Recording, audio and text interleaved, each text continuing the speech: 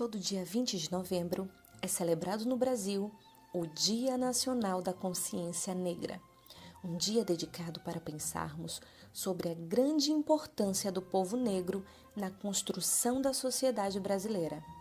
A data, 20 de novembro, foi escolhida porque foi o dia da morte de Zumbi dos Palmares, um dos maiores líderes negros do Brasil que lutou pela libertação do seu povo da escravidão. Por essa razão, vamos contar agora a história de Zumbi dos Palmares. Zumbi nasceu em 1655, em uma das aldeias do Quilombo dos Palmares. O Quilombo era uma aldeia formada por escravos fugitivos.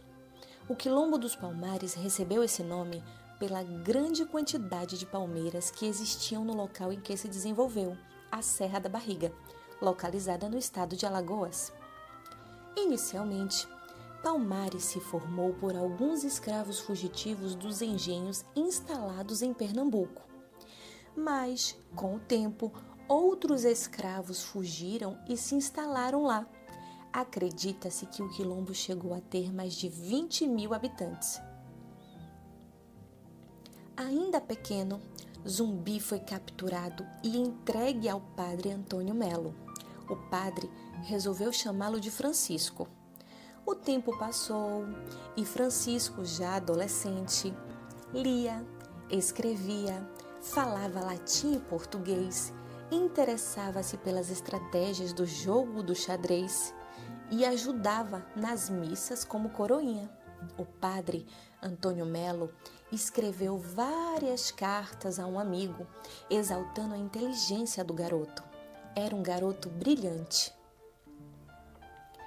Por volta de 1670, com 15 anos, Zumbi fugiu e voltou para o Quilombo. Neste período, o Quilombo dos Palmares já tinha um líder. Era o tio de Zumbi.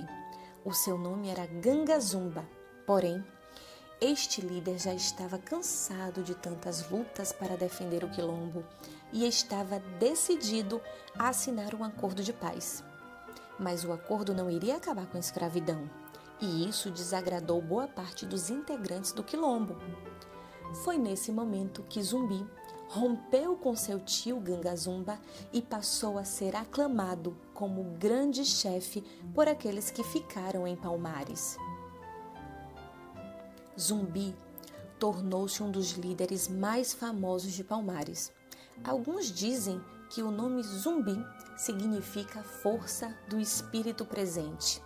Ele lutou incansavelmente contra a escravidão dos negros e era reconhecido como um protetor leal e corajoso do seu povo.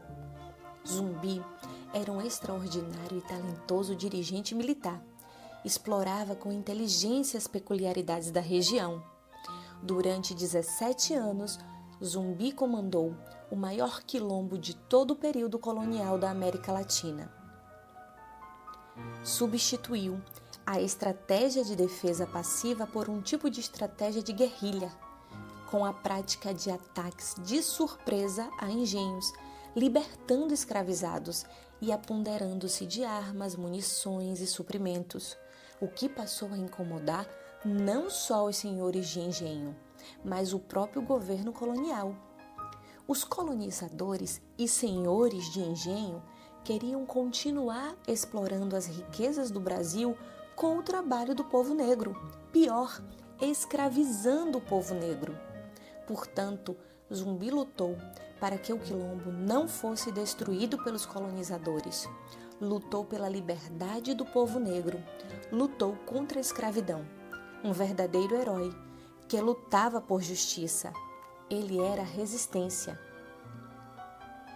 Porém, em 1694, o Quilombo foi invadido por forças lideradas pelo bandeirante paulista Domingos Jorge Velho.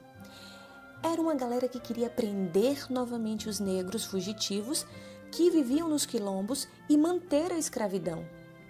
Nesta invasão, Zumbi foi ferido, mas conseguiu escapar. Porém, infelizmente, em 20 de novembro de 1695, Zumbi foi capturado e morto. Por isso que todo dia 20 de novembro Dia da Consciência Negra, é uma data a ser celebrada também a memória de Zumbi dos Palmares, que é tido como um herói e que não pode ser esquecido, pois é um símbolo da luta por liberdade e justiça.